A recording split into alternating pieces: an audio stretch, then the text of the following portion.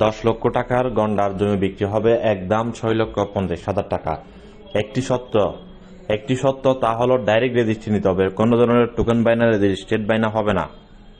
মালিক পক্ষে খুবই দ্রুত টাকার দরকার, ডকুমেন্টস পত্র একদম ক্লিয়ার আছে, আপনারা ডকুমেন্টস পত্র দেখে বাউন্ডারি ওয়াল করে রেজিস্ট্রি নিতে পারবেন, কোনো অসুবিধা নেই। তবে ওনারা কোনো ধরনের রেজিস্ট্রেড বাইনা করবে না এবং সময় বেশি দিন দেবে না।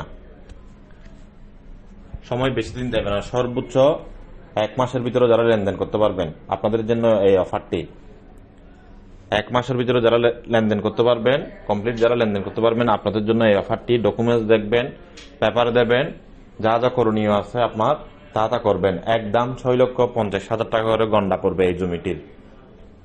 একদম 18 ফিট পাকা রাস্তা একদম।